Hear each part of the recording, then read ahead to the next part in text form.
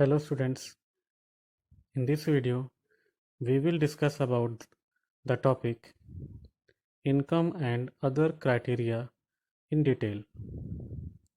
Students हम लोगों ने पिछले वीडियोस में ये पढ़ा कि इनकम के अलावा और भी बहुत सारे क्राइटेरिया होते हैं जिससे हम दो कंट्रीज़ को या दो स्टेट्स को आपस में कंपेयर करते हैं।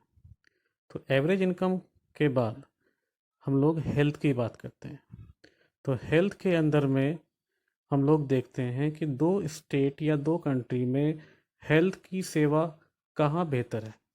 जिस कंट्री या जिस स्टेट में हेल्थ की सेवा अच्छी होती है वो स्टेट को हम डेवलप्ड मानते हैं। अब कुछ छोटे छोटे की पॉइंट्स हैं इस टॉपिक में। जैसे पहला है इन्फेंट मोर्टेलिटी रेट। ये अक्सर बोर्ड में आता है 1 नंबर में। इन्फेंट मोर्टेलिटी रेट का मतलब होता है कि प्रति 1000 जन्म लेने वाले बच्चों में कितने बच्चे डेथ कर जाते हैं। इन्फेंट मोर्टेलिटी रेट शो करता है number of children that die before the age of 1 year as a proportion of 1000 live children born in that particular year.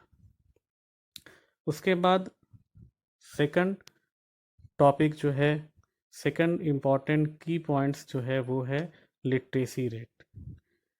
Literacy rate measures the proportion of literate population in the 7 and above age group. Literacy rate को हम लोग जब count करते हैं तो 7 year या उससे ज़्यादा के जो एज के लोग होते हैं उनको ही हम उसमें काउंट करते हैं। और जिस स्टेट में, जिस कंट्री में लिटरेसी रेट ज़्यादा होती है उसको हम बेहतर मानते हैं। एग्ज़ाम्पल के तौर पर इंडिया में अगर हम अलग अलग स्टेट्स को कंपेयर करते हैं तो ये पाते हैं कि केरल, उसमें केरल की लिटरेसी रेट अच्छी है, इसलिए उसे हम एक अच्छा और डेवलप्ड स्टेट मानते हैं। फिर उसके बाद आता है net attendance ratio. According to the NCERT book, net attendance ratio is the total number of children of age group of 6 to 10 attending school as a percentage of total number of children in the same age group.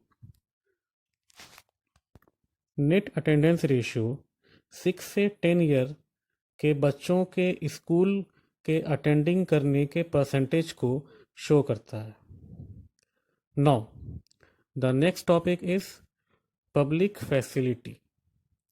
In this topic, the main point is money. Sometimes in board exams, there is question which is asked to you that money in your pocket cannot buy all the goods and services that you may need to live well. Explain. मतलब पैसा हर चीज़ को हमें available नहीं करा सकता है। For example पैसा, money से हम बहुत सारी फैसिलिटी को अवेल कर सकते हैं, लेकिन मनी हमें लाइफ नहीं दे सकता है। मनी हमें एक पीसफुल इन्वायरमेंट नहीं दे सकता है। मनी हमें एक पॉल्यूशन फ्री इन्वायरमेंट भी हमें मनी से नहीं मिल सकती है। तो इस तरह से कंक्लूज़न ये है कि मनी का, इनकम का हो जाना इस बात की गारंटी नहीं है कि इंसान बिल्कुल डेवलप्ड हो गया। मनी से हम बहुत सारी चीज़ें खरीद सकते हैं, बहुत सी खुशियाँ पा सकते हैं, लेकिन मनी एक अल्टीमेट फैसिलिटी प्रोवाइड नहीं कर सकता है।